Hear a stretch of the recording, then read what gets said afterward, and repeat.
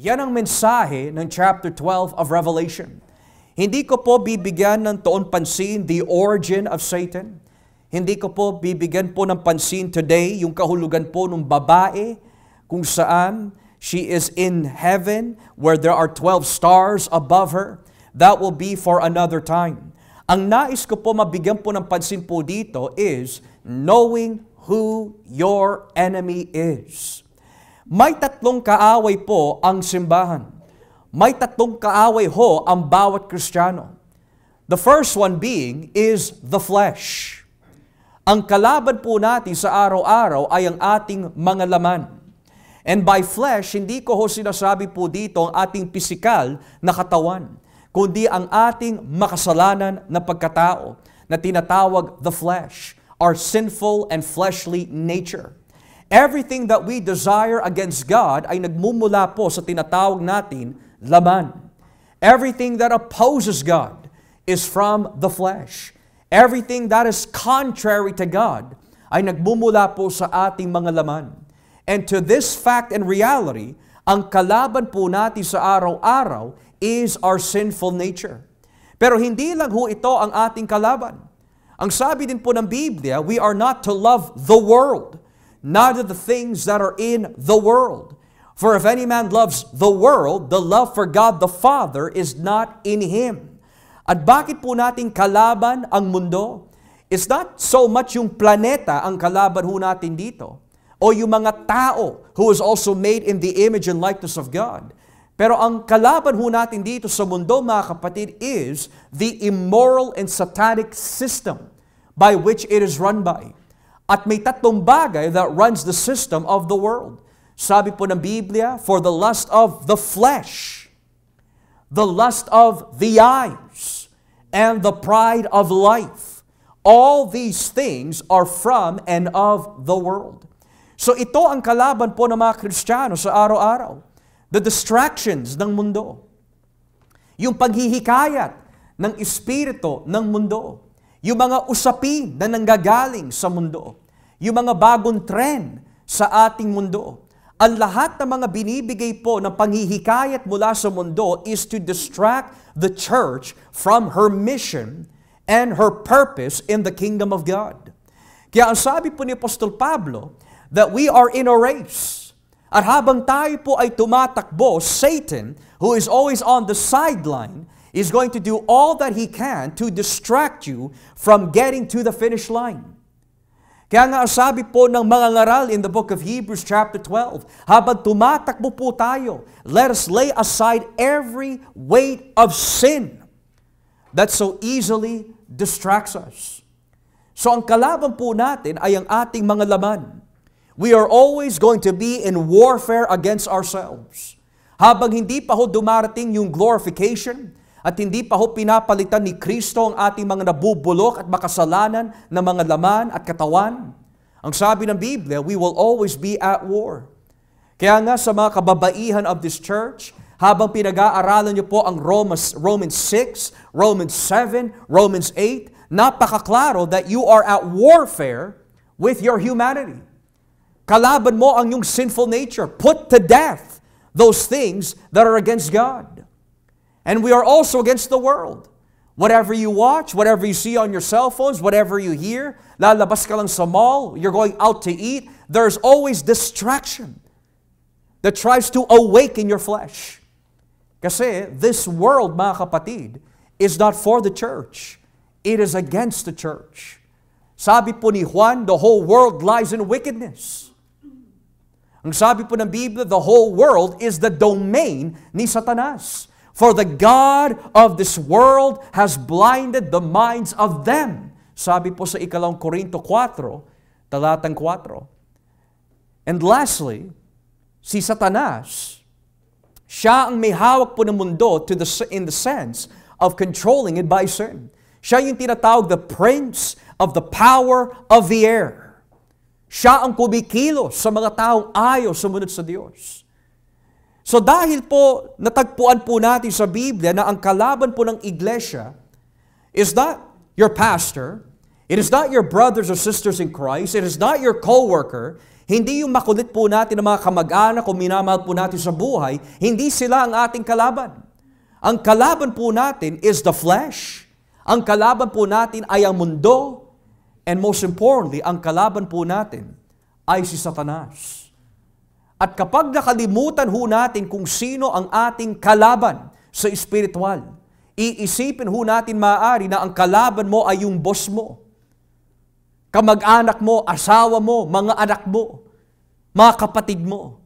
Pero hindi sila ang ating kalaban. Ang ating kalaban, ayon po sa Biblia, ay yung kalaban din ng Diyos. At walang iba kundi si Satanas ho ito. Pero ang tanong mga kapatid, ano po ba ang itinuturo ng Biblia patungkol kay Satanas? We know na si Satanas po ay isang anghel. Siya po ay isang matalinong strategist. Siya po ay isang espiritu na kumikilos sa puso ng mga taong ayaw sumunod sa Diyos. At sa isang kaso, in the Gospels, siya ang nag-impluensya kay Judas upang traidorin ang Panginoong Hesukristo. As the Bible says, Satan entered into Judas. So he has an authority and power to influence. Pero bukod pa ho doon, ano yung sinasabi po ng Biblia patungkol kay Satanas? Kagaya po ng gera mga kapatid, napakamangmang naman na makipaggera sa isang kalaban na hindi mo naman kilala. It is foolishness to go out in war, but you have no information whatsoever who your enemy is, how he functions, what his strengths are, and his weaknesses. Kumbaga nakikipaggera ka lang in the wind on blind faith. Pero purihin po ang Panginoon, binibigyan po tayo ng karunungan mula sa Biblia kung paano ho natin mapapagtagumpayan ang kalaban na ito. Dahil kapag hindi ho tayo nagbabantay mga kapatid, ang nangyayari is that nagtatanim po tayo ng sama ng loob sa mga ibang tao. Minsan humuhugot po tayo ng mga bagay at ipopost natin yon sa ating mga group chat, sa ating mga social media platform. Minsan magpaparinig ho tayo is because nakakalimutan ho natin kung sino ang ating kalaban. Bukod pa ho dito, kapag hindi ho natin nauunawaan kung sino ang ating kalaban, nawawala ang ating pagiging Kristiyano in the sense of conduct. We become discouraged. We lose faith in God when you do not know who your enemy is. At lalo na yung mga bumubulog sa ating puso't isipan, kapag hindi mo kilala kung sino ang yung kalaban, tatanggapin mo and you will entertain the thoughts in your mind na hindi nagmumula sa Diyos. No wonder why the Bible says you must be wise as serpents. You must be filled with the Spirit. You must be spiritually awake and be reformed and renewed in your mind para makita ho natin ang kalooban ng Diyos. Sapagkat kapag wala yung liwanag ng Biblia, kapag wala yung liwanag na nagmumula kay Kristo, you will fight against an enemy that you do not know how to fight against. Let alone identify kung sino ang yung kaaway. Kaya makikita ho natin, churches split all the time. And it is not good news kapag ang iglesia po ay nakakahati-hati at nakakawatak-watak. Is because they refuse to see who the true enemy is. And that enemy is Satan. So ngayon, dito po sa chapter 12, sino po ba si Satanas? Sabi po dito sa talata 9, kaya itinaboy ang malaking dragon, ang ahas noong unang panahon na tinatawag na Diablo o Satanas, na nanlilin lang sa mga tao sa buong mundo, itinapon siya sa lupa kasama ang kanyang mga anghel. Now, what does the name or term Satan mean? Sa original, it is Satanas. Sa Tagalog, Satanas. And in English, it is Satan. But what does Satan actually mean might be the question. Satan is another way of saying the arch-enemy of God. Satan is another way of saying that which opposes Christ. That which is against God. Ang salitang Antikristo, Satanas, ay iisang kahulugan lang, kalaban at kaaway ng Diyos, Satan. Pero bukod po sa kahulugan ng salitang Satanas, which means against God, may mga ibang bagay na binanggit po dito bilang deskripsyon sa ating kaaway. Ang sabi po ng Biblia, siya po yung malaking dragon. Siya yung tinatawag ang ahas nung unang panahon. And in English, he is the one who deceives or leads the whole world astray. Ito ang nagtuturo ho sa atin kung sino po si Satanas. In what way is he against God? He is against Jesus Christ and God and the Blessed Trinity because he is a deceiver. Yun ang unang-unang binanggit kay Satanas dito sa tekstong ito. He is a deceiver. Ang salitang deceiving, deceiver, deception, is another way of saying siya po ay mahilig mag-manipulate. He is an individual that does not speak truth. He is an individual that corrupts the mind. Yan ang trabaho ni Satanas. He is a deceiver. Meron po siya pinipresenta ho sa atin na parang totoo, pero hindi talaga totoo. Meron po siyang pinipresenta ho sa atin na maganda, pero ang kabaliktaran po noon ay hindi maganda. At bakit po siya tinawag yung ahas noong unang panahon? Is because the question po is, sino po ba ang ginamit ni Satanas upang dayain si Adan at si Eva? Ang ahas. This is taking you back to Genesis chapter 3. The way that he deceived Adam and Eve, yan din ang nais po niyang gawin sa iglesia ng Panginoong Hesukristo. Pero in what way does Satan deceive the Christian? There are many ways on how he does this. Minsan, it can come as subtle as a thought. Yung mga thoughts of katamaran. Huwag ka na lang makipag-ugnayan sa Panginoon today. May bukas naman eh. Kapag tinanggap mo yun, dinaya ka na ni Satanas. Huwag ka magpakumbaba. Itaas mo ang iyong sarili. Huwag kang papayag na tapakan ka ng mga tao. Kapag tinanggap mo yun, nagpadaya ka na kay Satanas. Ipagmalaki mo kung sino ka. Huwag mo ibigay ang kapurihan sa Diyos.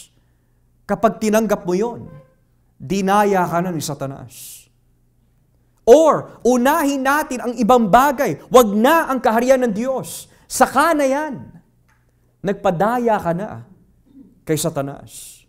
Or kapag mayroong pumasok sa ating isipan na hindi tama, an evil thinking, an evil thought, na hindi mo muna pinag-aralan maigi, na hindi mo muna sinuri maigi, kundi nagpadala ka sa iyong emosyon, nagpadaya ka na kay Satanas. May mga bulong kagaya ng, alam mo, hindi ka pinansin ng kapatid, may galit yun sa iyo. Pero hindi ka naging sigurado. Tinanggap mo na lang kung ano yung pumasok sa iyong isip. Nagpadaya ka sa kaaway. There are many ways, mga kapatid, on how Satan deceives the Christian. Pero ang madalas na ginagamit po ni Satanas laban sa iglesia is always the Word of God. He will use the Word of God with corruption to deceive you. And how do we know this? Halos lahat ng mga so-called evangelists, na mga ngaral on television, ay ginagamit po ni Satanas with the Word, pero hindi yung buong counsel of God ang kanilang ginagamit to deceive the church. No wonder why ang mga nakaharap po ni Pablo sa 2 Korinto, mga tinatawag na super apostles. Ang sabi po ni Pablo, these are angels that manifest as angels of light. Hindi sila mga tunay. Kahit si Satanas ay nag-aanyong parang anghel ng liwanag. But he was talking about false teachers. Mga false apostles na nagtuturo pero hindi tama ang kanilang mga tinuturo. So ginagamit ni Satanas ang Word of God pero always with a twist. Kagaya po ng ipinangaral ng aking kapatid si Pastor John. In Genesis chapter 3, sinabi po ng ahas, has God really said that? He wants to deceive the church in making you doubt the Word of God. Can God really provide for your needs? Can you really trust God? Can God really save your family? Can God really change your husband, your wives, your children? He is a deceiver. At lalo kapag hindi ho tayo marunong gumamit ng tamang pag-aaral ng Biblia, huhugot ka lang ng isang teksto pero hindi mo binasa ang buong kateksto, and yet, Satan will want you to believe yun ang kahulugan nun, when in reality, it is not. Kaya ang karamihan sa mga prosperity preachers, sabi ng Biblia, my God shall supply all my needs according to His riches in glory. Kaya always ask God for $1 million. Pero kapag binasa mo ang buong konteksto, ang nais po iparating po ni Pablo doon, hindi pera. Ang sinasabi po niya is the riches of contentment. Hindi yung kayamanan ng mundo, kundi yung kayamanan na espiritual, which is to be content with what God gives you. Pero hindi. Ang Kristiyano kapag hindi ho siya nagbabantay, they will look at a text, kapag hindi nila pinag-aralan maigi, Satan will use that against them. And that is the reason why we must know who the enemy is. Pastor, may mga halimbawa ba sa Biblia na ginamit ni Satanas ang salita ng Diyos to deceive? Si Jesus. The temptation was based off of the Word of God. Ang sabi po ng manunukso, si Satanas, are you really the Son of God? Turn the stone into bread. Or, jump off the cliff. Jump off the temple. Di ba sinasabi sa aklat ng Salmo that the Lord will not allow your feet to dash one stone? But people don't understand. Satan quoted the Bible pero hindi niya kinwote yung susunod na teksto, which is, magpapasakop ang mga anghel sa kanya. Pero hindi sinitas ni Satanas yun. Hindi niya ginamit yun. Because he knows the Word of God. But he refuses to obey it. He is a deceiver, mga kapatid. At minsan ginagamit din po niya ang ating mga puso as a means of deception. Sometimes yung nararamdaman mo, I believe ito yung gusto ni Lord. But how can you be sure? Nagpapatotoo ba ang salita ng Diyos? Does the Word of God testify that what you're feeling is of God? Parang nararamdaman ko, doon ako dinadala ng Panginoon. How do you know? Hindi lahat ng mga so-called opportunities ay nagmumula sa Diyos.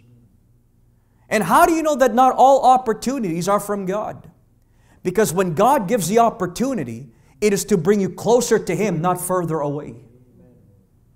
But if it's bring you further away from God, at sinasabi mo, look, nagpala si Lord. Are you sure it's really from God? Di ba, Pastor, sabi ng Biblia, all good things come from God? What does good mean? Palayo sa Diyos o palapit? Even Satan desires to give a kingdom sa mga sasamba sa Kanya. Di ba yun ang inalok ni Satanas kay Jesus? I will give you all the kingdoms of the world. Lahat ng kayamanan na ito. Just serve me. Satan is so messed up in the head. Wala siyang pag-aari dito sa mundo, mga kapatid. The earth belongs to the Lord. And yet he believes, because of his own deception, that he owns anything. He does not. Kaya sabi po ni Martin Luther, sino po si Satanas? He is God's devil. Nang ibig sabihin, Satan ay hindi pwede kumilos without the authority of God. He's on a leash. So Satan is a deceiver. At lalo na, mga kapatid, kapag tayo po ay nagkikimkim ng sama ng loob, kahit kanino, kapag tinanggap mo yung sama ng loob, at hindi mo nirelease yan sa tulong ng Diyos, nadala ka na rin ng kaaway. How do you know that? Basahin nga po natin ang 2 Corinthians chapter 2. Tingnan niyo po yung nakalagay dito sa 2 Korinto Kapitulo 2. At basahin po natin dito mga kapatid, sa talatang 10 hanggang 11. 2 Corinthians chapter 2, verses 10 to 11. Tignan niyo po yung nakalagay. Sabi ng Biblia, kung pinatawad na ninyo ang taong nagkasala, pinatawad ko na rin siya. At kung nagpatawad man kayo, o ako, saksi si Kristo, na ginawa ko iyon alang-alang sa inyo. Verse 11, nararapat lamang na magpatawad tayo para hindi tayo madaig ni Satanas.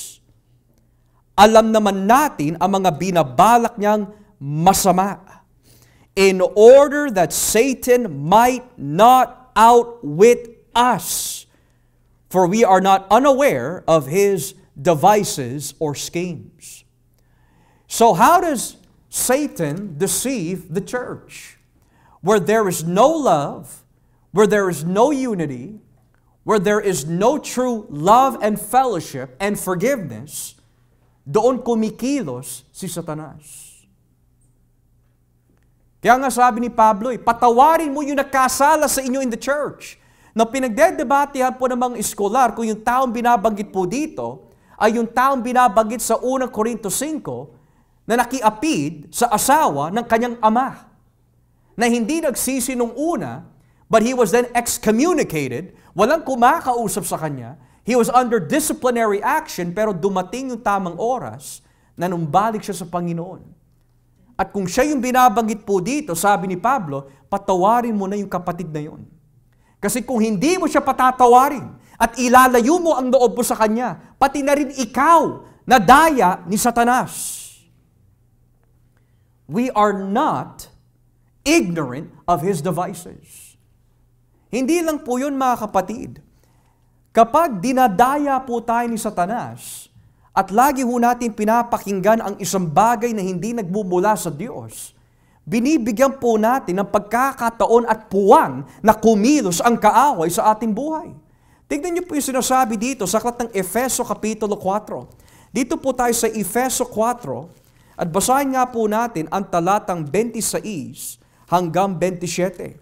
Ephesians chapter 4, beginning at verse 26 and 27. Tignan niyo po nakalagay. Kung magalit man kayo, huwag kayong magkasala. At huwag niyong hayaan na dumipas ang araw na galit pa rin kayo. Huwag ninyong bigyan ng pagkakataon si Satanas. Now this is very common sa mag-asawa. Kapag ang dalawang mag-asawa ay nagkatampuhan on the Lord's Day, hindi na ako dadalo. So ngayon, sino ho ang nagtagumpay? Sino ho ngayon has the upper arm? Or, ibahin po natin ang scenario, hindi nag-away, kundi tinatamad si Mr. Next week na lang tayo pumunta, tinatamad ako eh. So instead pala kasi ni Mrs., sinabi lang niya, sige, next week na lang. Binibigyan ng puwang si Satanas na kumilos. He is a deceiver. One of the greatest deceptions of Satan, mga kapatid, is to make people believe they have a long period of time left before they die. Yun ang isa sa mga deceptions na binibigay po ng kaaway. You have a long time to live. Pero si Satanas mismo, alam niya that his own time is short. But he wants the church to believe you have a long time. You have enough time. So do as you please. Yan ang gawa ng kaaway. Nililin lang po niya ang simbahan na mailayo ang kanilang atensyon na gawin ang kalooban ng Diyos. Why? Because ang bulong ng kaaway, you have enough time to do this. Pero alam din ni Satanas that at any time, pwede bumalik si Kristo. At any time, we can die. At any time, judgment may come. So ngayon, when you come to look at yung nangyayari sa ating mundo, And hindi natin may iwasan on the news, on television, on social media. Ano po yung nag-e-explode ngayon? Politics. Yung mga iba nakikisali sa politics. Ang iba gagamitin yung social media platform for politics. Ang mga iba nakikipagdebate sa kanilang mga kamag-anak when it comes to politics. Do you not see yung ginagawa ng kaaway? He wants to divide everyone. Instead of bringing the gospel, instead of praying, instead of exalting Christ, nadadala ang tao sa emosyon. That's exactly ang nais ni Satanas. Now, ito po ang biblical common sense. Ano po ba ang mas epektibo? Ipanalangin na lang po ang ating mga bansa dahil ang Diyos ang may kapangyarihan na magbago ng puso, or dumadaho tayo ng dumada na wala tayong ginagawa for His kingdom. Ang sabi po sa unang Timoteo 2, ipanalangin ang ating pamahalaan. Hindi yung makipagdebate, makipag-away sa mga kaluluwa na hindi nakikilala pa ang Panginoon. Satan is a deceiver. And if we are not careful, mga kapatid, tayo rin ay pwedeng dayain ng kaaway. Number 2, hindi lang po siya deceiver. He is also an accuser. Ano pong ibig sabihin ng accuser? Wala ho siyang ginawa kundi magparatang. Wala ho siyang ginawa kundi manira. Wala ho siyang ginawa kundi isumbat ang ating mga pagkakasala sa Diyos. Tingnan niyo po yung sinasabi dito sa talatang G in Revelation 12, verse 10. Revelation chapter 12, verse 10, sabi po ng Biblia, pagkatapos, narinig ko ang malakas na tinig mula sa langit na nagsasabi, dumating na ang pagliligtas ng Diyos sa mga tao.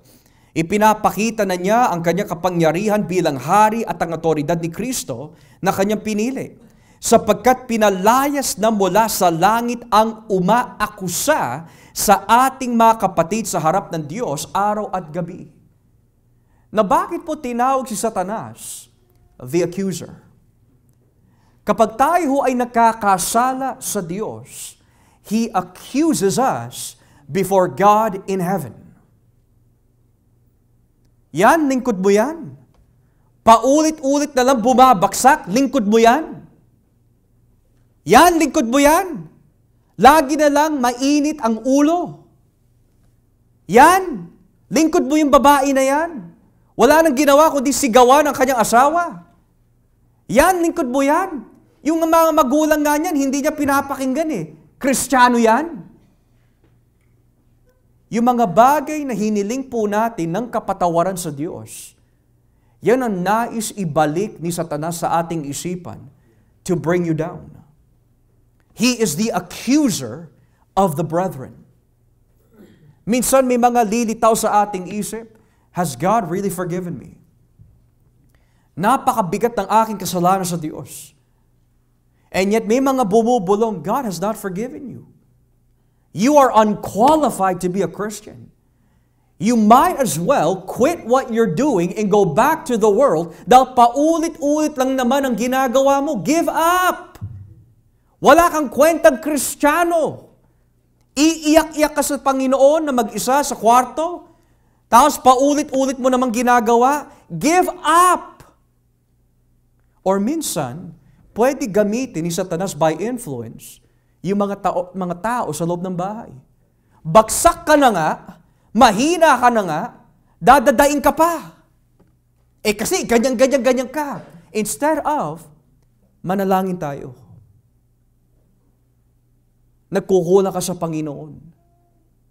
Tawag tayo, magpa-apekto kay Satanas. Let's pray. Pero hindi kapag hindi tayo nagbabantay, ganyan ka lagi, ganyan.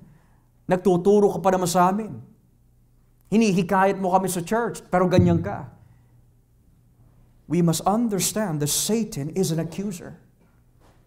His job is to dig your past. Yan ang trabaho ng nag-aakusa. Yung mga kasalanan na pinatawad na ng Diyos 10 years ago, Nais po niya ihukay-hu yun at dalhin into your very face. You remember this? You remember this? You remember this? So ano po mangyayari kapag tinanggap mo yung accusation ni Satanas, bagamat ikaw ay pinatawad na ng Diyos? Well, what's going to happen is you will isolate yourself from people.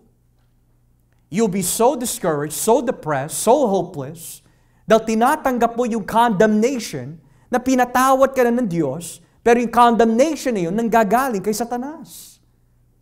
Can you imagine, mga kapatid, si Haring David? When he was writing Psalm 51, who knows what was going on in his heart? Nakapatay ako ng tao. Nangalunya ako. Alam ng mga tao, bilang hari ako, that kitang-kita po nila ang aking baho. But if it were not for the grace of God, hindi makatayo si Haring David.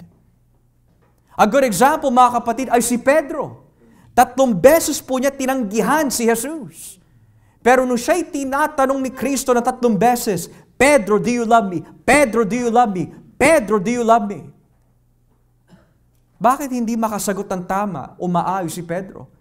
Because deep down, he was carrying that guilt.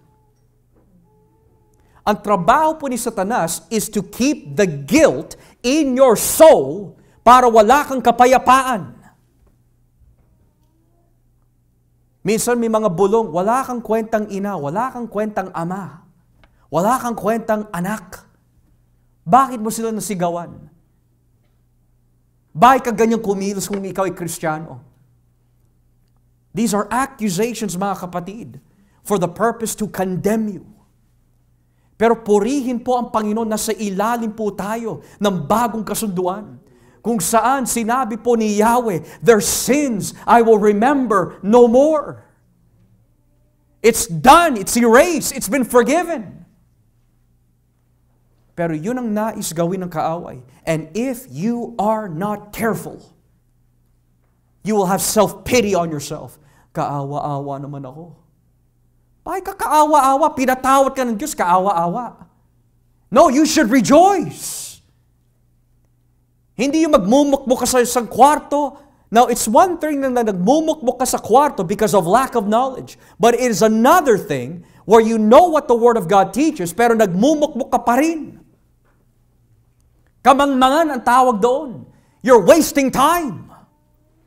If you know that Jesus Christ can forgive, and you know that the Bible says, if we confess our sins, and He is faithful and just to forgive, then stop wasting time. Run to the throne of grace.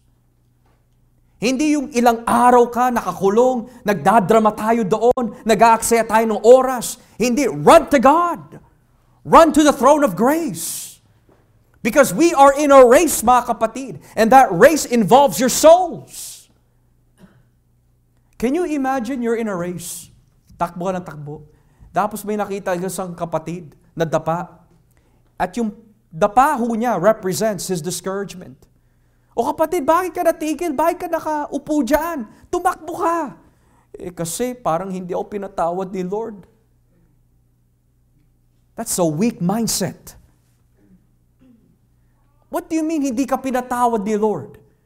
Kung sinasabi ng Biblia, if any man comes and confesses his sin, he will be forgiven. You must take God at His word. There's only 2 things here.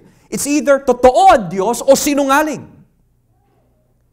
Kung hindi mo paniniwalaan that Jesus Christ can forgive you instantly, with true repentance, if you don't believe that, ginagawa mo sinungaling ang Diyos.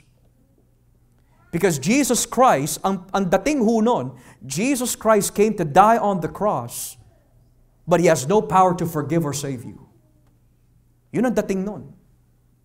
Damay na ang Ama, damay na ang Banal na Espiritu. Bakit po? Dahil ang 3 persona na Trinidad, kasama sila sa plano na yon para patawarin ka.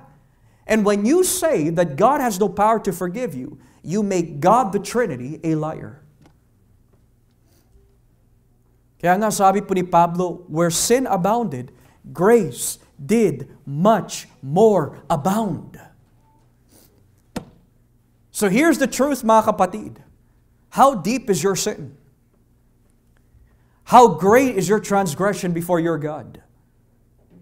Yes, you should be fearful. Yes, we should be ashamed. Pero purihin po ang Panginoon, mas malakas, mas malalim, mas malawak ang kapatawaran ng Diyos than whatever sin can do against us. Kaya yan yung sinabi ni Pablo sa Romans 8, lalo na yung mga nag-aaral ng Roma Kapitulo 8. There's no length or width or depth or tribulation or trials that can separate you from who? From the love of Christ. Satan is an accuser. At lalo na kapag binasa po natin ang Zechariah chapter 3, nandun si Josue, yung punong pare sa panahon ni Zechariah. Siya yung naglalarawan, representative of Israel. Kaya lang ang problema, madumi siya. At doon sa katabi ni Josue, yung punong pare, ay si Satanas. Tignan nyo nga po yung sinasabi po dito sa Zechariah chapter 3. He is an accuser. Hindi lang po siya accuser of the New Testament, but as well even in the Old. Satan has always been an accuser. In chapter 3, beginning at verse 1, tignan niyo po ang nakalagay. Zechariah chapter 3, beginning at verse 1. Look at what it says here. Ipinakita sa akin ng Panginoon ang punong pari na si Josue, na nakatayo sa harapan ng anghel ng Panginoon. Nakatayo naman sa gawing kanan niya si Satanas, upang paratangan siya. Pero sinabi ng anghel ng Panginoon kay Satanas, ayon sa Panginoon na pumili sa Jerusalem, mali ka, Satanas, sapagkat ang taong ito na si Josue ay iniligtas niya sa pagkakabihag katulad ng panggatong na inagaw mula sa apoy. Satan says, madumi itong taong ito. He can't be forgiven. His sins cannot be washed. Pero sabi nung anghel, Satan, you are wrong. Yahweh has saved him. Now, ano po ang itsura po nun kapag niligtas tayo ng Panginoon? Ano po ang itsura kapag tayo po ay pinatawad ng Diyos? Pagpatuloy po natin ang basa sa talatang 3. Marumi ang damit ni Josue habang nakatayo siya sa harapan ng anghel. Kaya sinabi ng anghel sa iba pang mga anghel na nakatayo sa harapan ni Josue, hubarin ninyo ang kanyang maruming damit. Pagkatapos sinabi ng anghel kay Josue, inalis ko na ang iyong mga kasalanan. Ngayon bibihisan kita ng bagong damit. At sinabi ko, suotin din ninyo siya ng malinis na turban sa ulo. Kaya binihisan nila siya ng bagong damit at nilagyan ng malinis na turban habang nakatayo at nakatingin ang anghel ng Panginoon. Mga kapatid, ano po ang nilalarawan na binigyan ng panibagong damit si Josue? It refers to righteousness. Justification by faith. Imputation. Binalutan ni Yahweh ang lalaking ito na itinuring ni Satanas na marumi at binalutan po siya ng righteousness, ng purity. Yan ang itsura ng bawat Kristiyano kapag sila'y pinapatawad ng Panginoon o sila'y pinatawad ng Panginoon. So you're saying, Pastor, sa lahat na nagawa kong kasalanan, all the things that I have done, all the destruction I have done in my life, by the one drop and work of Christ, I'm white as snow. Yan ang sinasabi ng Biblia. Kaya nga, amazing grace. Kaya mag-iingat din po tayo mga kapatid. Wag na wag sana lumabas sa ating mga bibig kapag may nagkasala sa atin. Mahal man natin sa buhay, asawa na Kristiyano o kapatiran, wag mong isusumbat yung mga nakaraan. Dahil po si Kristo, never po niya gagawin yun sa inyo. Pero minsan, ang nakakalimutan po ng Kristiyano is that they forget to let go of the past. Kapag lagi ka nakadikit to the past, you will never let go and be able to move forward. You need to understand the power of God's forgiveness. Kaya si Satanas po, he's not only a deceiver, he is an accuser. Nakita niyo po ba yung ginawa ng mga tao sa ating kapatid na si Brother Steve Lawson? They devoured him dahil sa kanyang pagkakasala. Now, don't get me wrong. Ang kasalanan ay kasalanan. Gayunpaman mga kapatid, sino ho tayo para mag-condemn? They devoured him. Pero kung hindi dahil po sa biyaya ng Diyos, sino ho sa atin ay makakatayo? Wala ni isa. Kaya mag-iingat ho tayo. Dahil pwede mangyari sa atin yun. Take heed lest you fall, ang sabi ng Biblia. Huwag mo sasabihin malakas ka. Sinabi na yan ni Pedro, kahit kailan, Panginoon, hindi kita iiwanan. Huwag natin susubukin ang Panginoon. Because apart from Christ, we can do nothing. Huwag mo sasabihin, masyado kang malalim. Huwag mo sasabihin, malakas ka. Kayabangan ang tawag doon. Ang sabi ng Biblia, when I am weak, then He makes me strong. I am nothing without Christ. Huwag mo sasabihin, malakas ka dahil marami kang alam sa Biblia. Hindi ho. Si Haring David, ang pinakamalakas na nakikita natin na hari. Bumagsak pa siya. A man after God's own heart. The sweet psalmist of Israel. And then here we are. We are nowhere close to David. Tapos sasabihin natin, malakas ako. Huwag mo susubukin si Satanas, mga kapatid. Huwag mo siya susubukin. Take heed lest you fall. Nagmayabang si Pedro, baksak. Hindi nagbantay si David, baksak. Nagmayabang si Samson, baksak. Walang lingkod ng Diyos na nagmalaki sa harapan ng Panginoon na hindi binaksak ng Diyos. You need to be careful who your enemy is. When you underestimate your enemy, you also have been deceived. Kaya nga sabi, magbantay, magbantay, magbantay. Yung kalaban po natin, mga kapatid, siya yung nagpatumba kay Adan. Siya yung nagpatumba kay David. Siya yung nagpatumba kina Pedro, kina Solomon.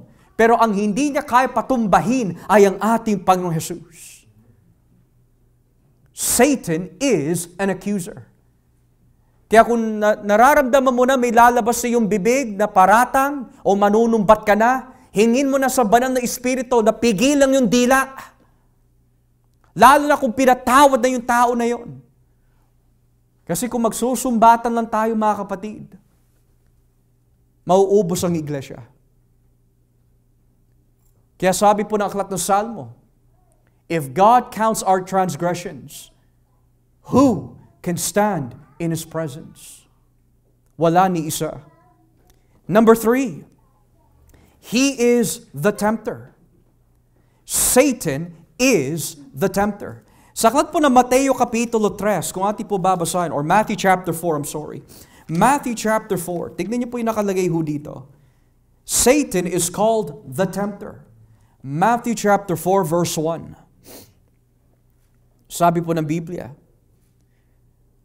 pagkatapos nito, dinala ng banal na Espiritu si Jesus sa ilang upang tuksuhin ng Diablo. Doon ay nag-aayuno si Jesus ng 40 na araw at 40 na gabi. Kaya nagutom siya. Now look at this. Dumating ang manunukso.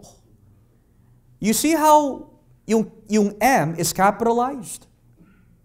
It's capitalized here because the translators understood that Satan has this as his title. He's not just called Satan. He's not just a deceiver. He is a tempter with a capital T.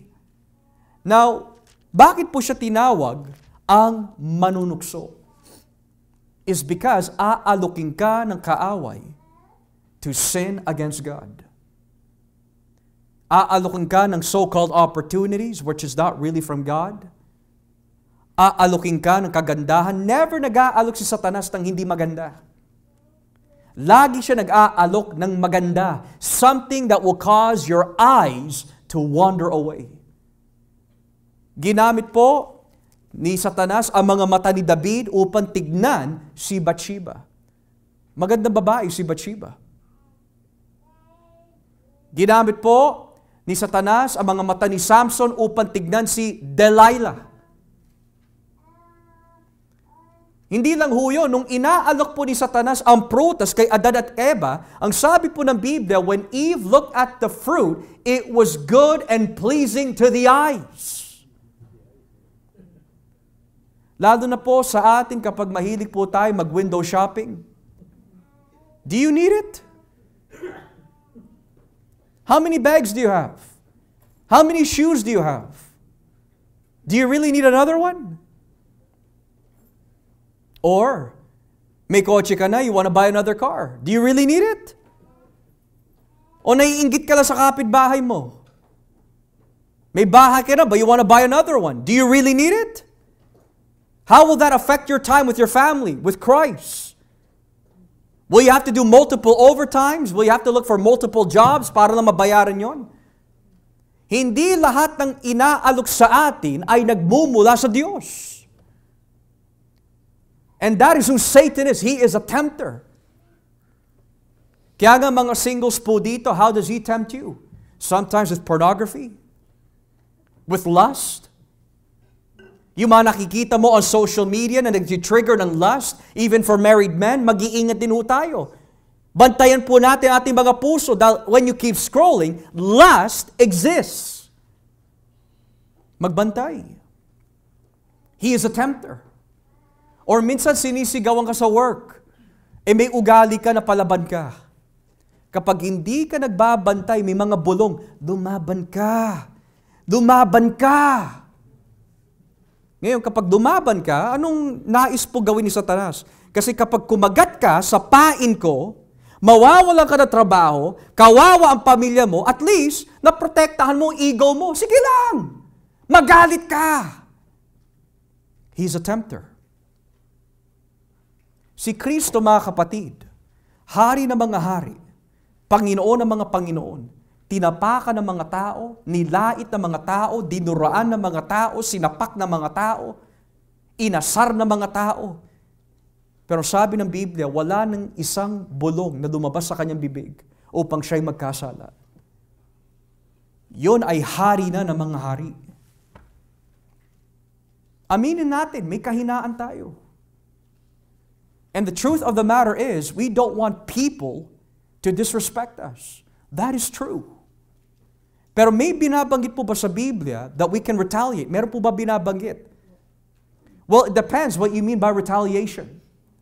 If by retaliation you means, gantihan mo na kasamaan ang masama, then no. Pero may retaliation na binabanggit po ang Biblia. But you may not like it. Ano yun? Bless them.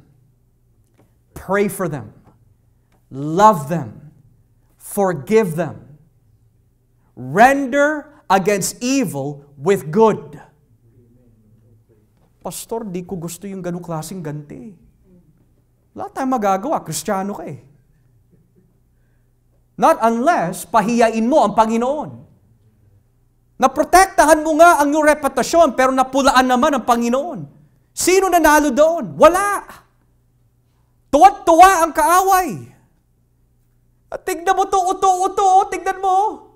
Kinagat niya yung pain ko, uto-uto yan. Manunukso. Kaya nga bago tayo lumabas mga kapatid, manalangin tayo. Panginoon, di ko alam kung anong aking haharapin itong araw. Pero samahan niyo ho ako. I need your help. Alam ko, iba ang mga espiritu na aking mga kasama sa loob ng bahay, sa trabaho, sa labas. Tulungan niyo po ako. Tulungan niyo po ako. Satan is a deceiver. Satan is an accuser.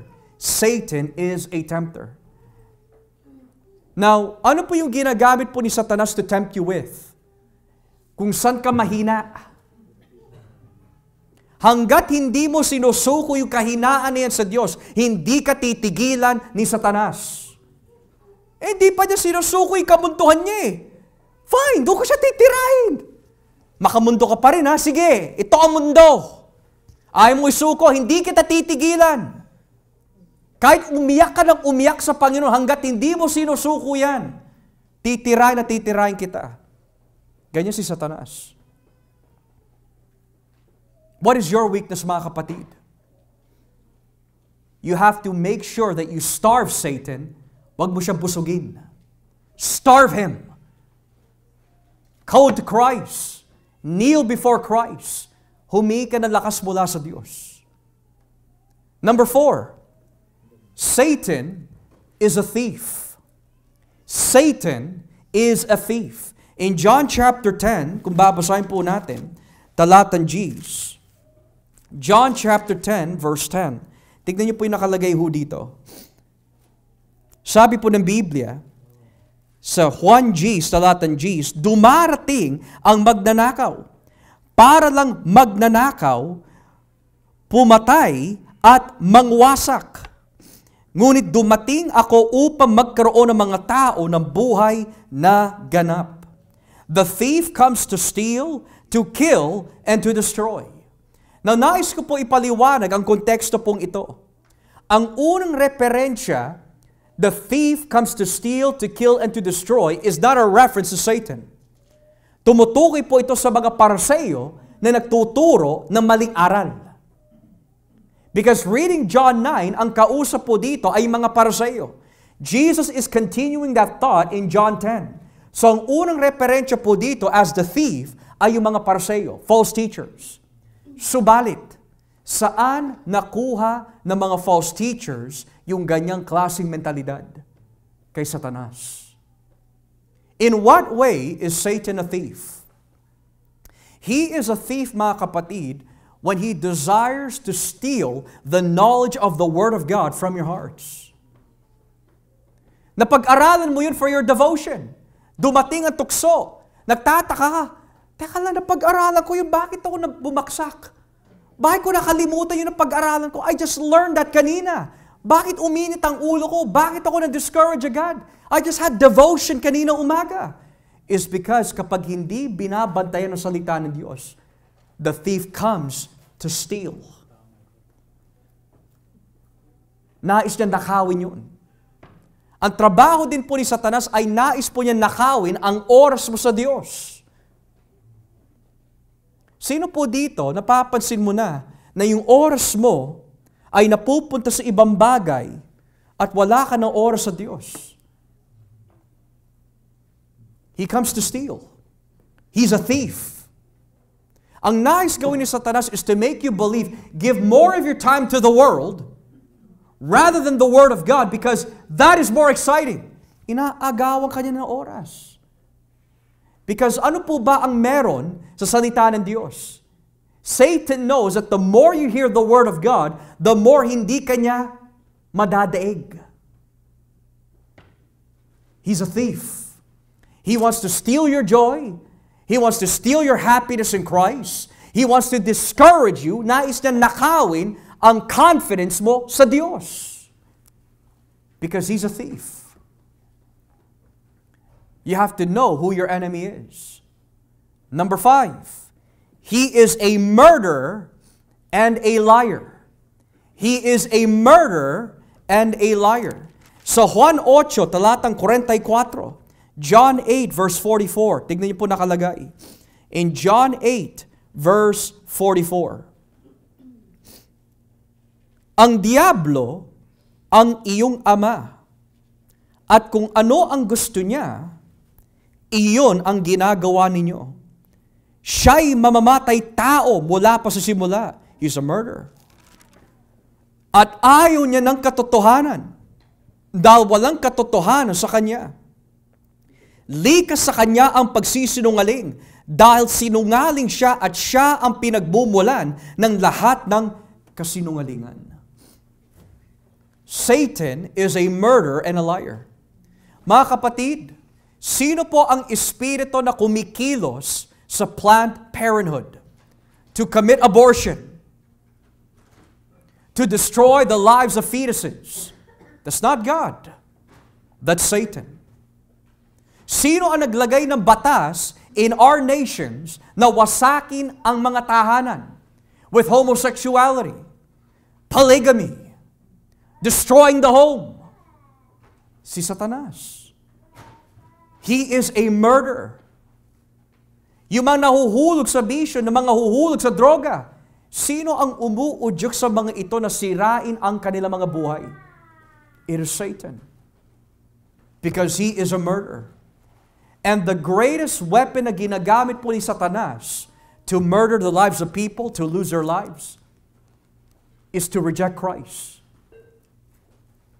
Dahil alam ni Satanas that kung yung mga taong ito, hindi nila tatanggapin si Jesus, at maibabaling ang kanilang isip sa ibang bagay kaysa kay Jesus, mamamatay sila na hindi napapatawad ang kanilang mga kasalanan. Satan is a murderer. Pero hindi lang po siya mamamatay tao. He is a liar. Lahat ng binabanggit po ng Biblia of who you are in Christ, tinitwist ni Satan ho yun.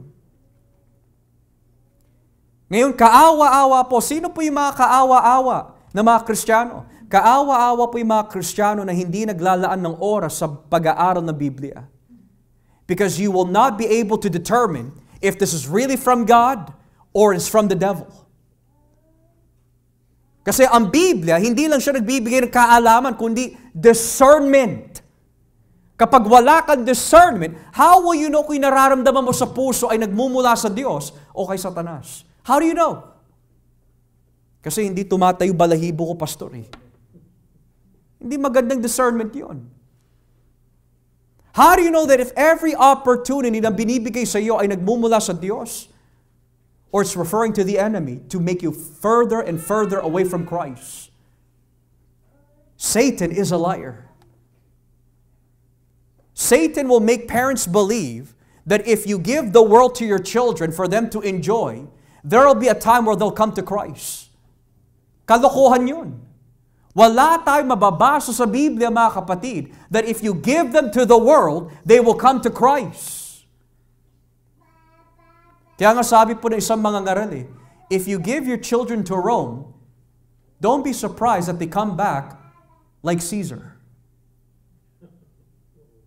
In other words, kung ibibigay mo ang mundo sa iyong mga mahal sa buhay, huwag kang magtataka kung nahihirapan ka, mahikayat sila kay Kristo. Kasi wala kang ibang binigay sa kanila kundi ang mundo.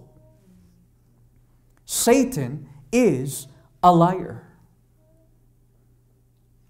Tayo po ba, mga kapatid, may discernment?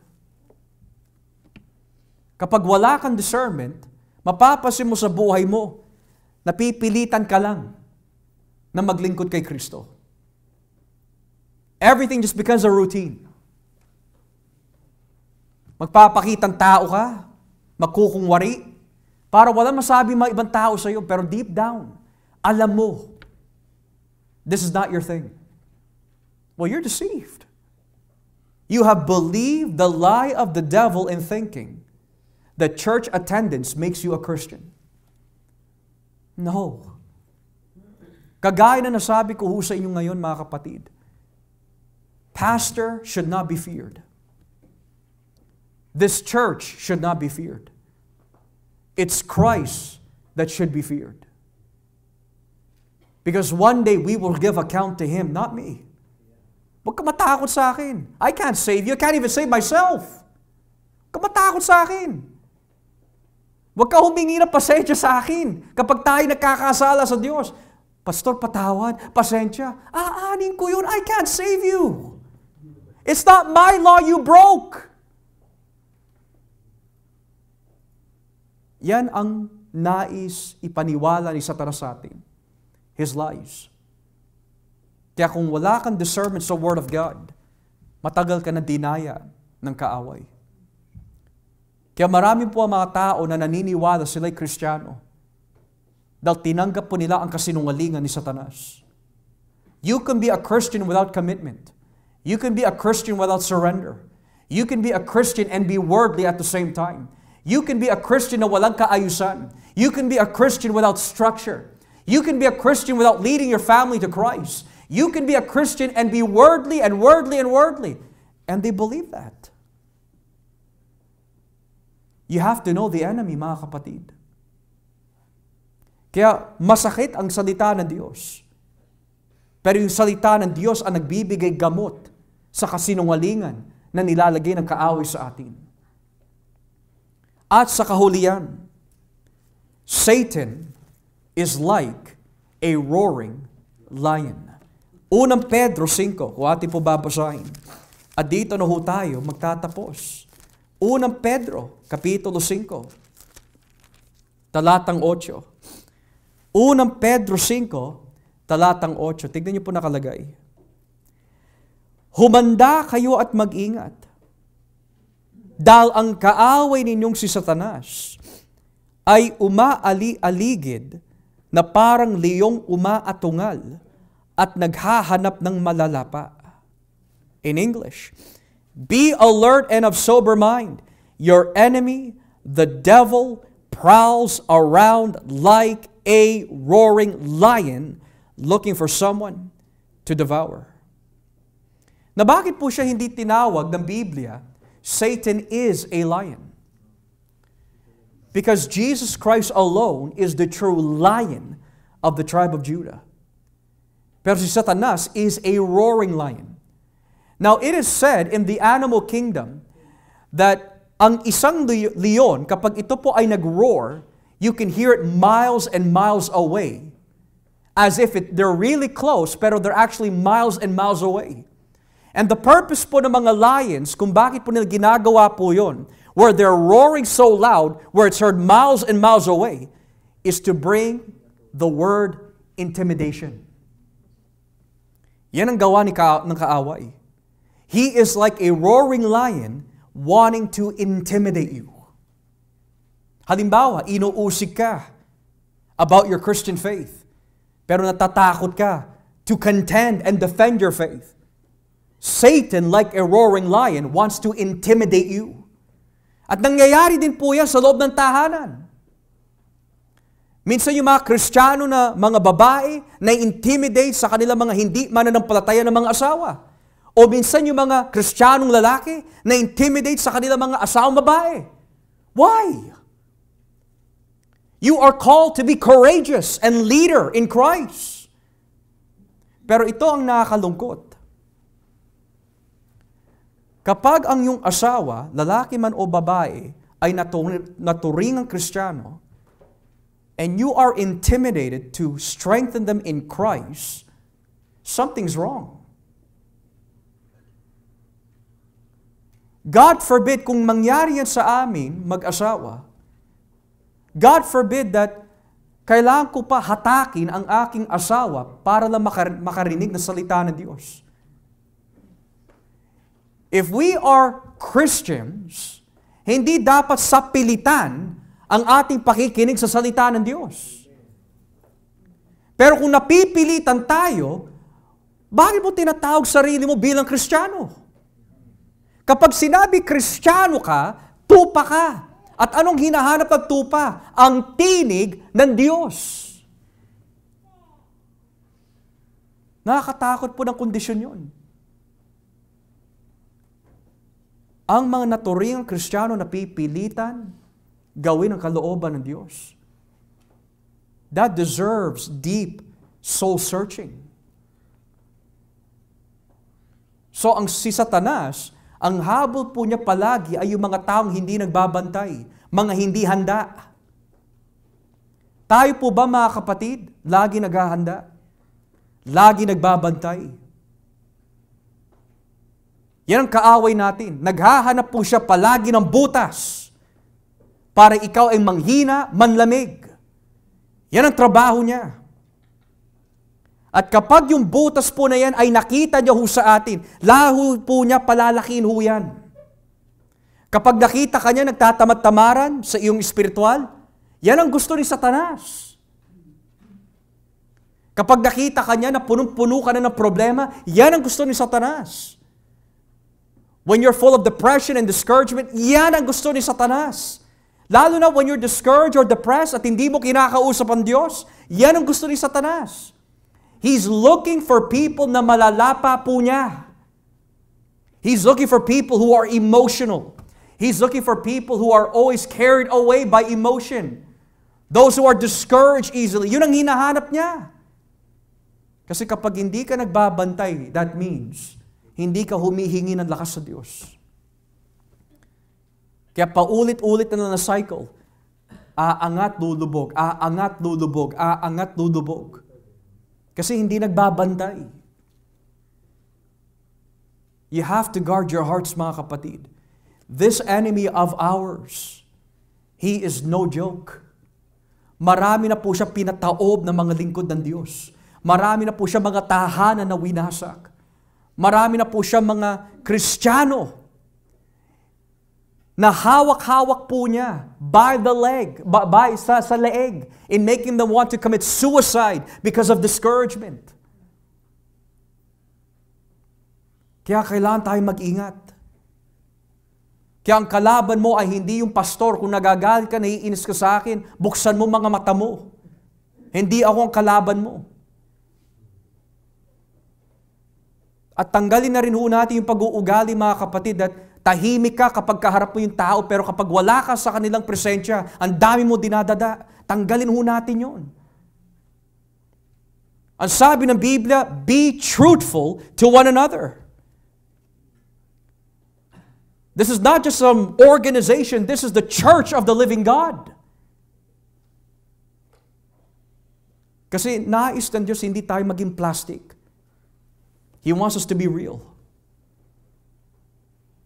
Kung tayo ho ay tinatamaan ng salita ng Diyos, remember, ako yung unang tinamaan.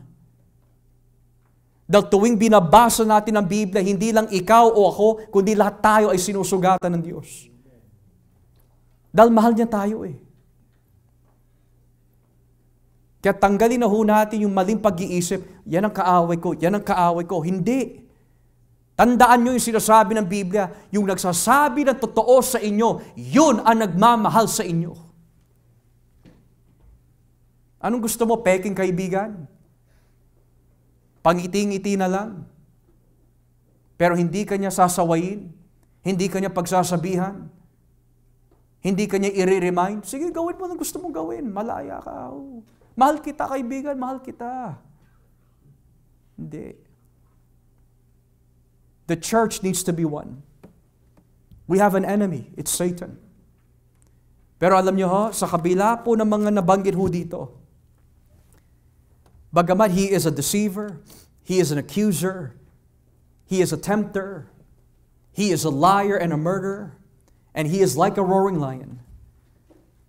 At the end of the day, talunan pa rin si Satanas. Kasi ang sabi ng Biblia, itinapon po siya dito sa mundo. At galit na galit sa mga tao. Bakit po? Because he knows his time is short. But what about us, mga kapatid? What's your time? If you're in Christ, you're in good time. Satanas is not in Christ. He has but a short time. Kaya siya galit na galit. Kasi nais po niya that kapag bumalik si Kristo, madatnan ka niya, distracted, worldly, at hindi nagtatapat. Kaya po namin kayo iniinggayo po palagi, mga kapatid.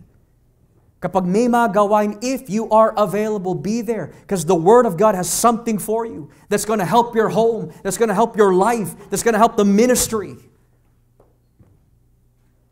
Huwag mong paniniwalaan ang kalokohan ng kaaway. Hingin po natin sa Diyos na mabuksan ang ating isip.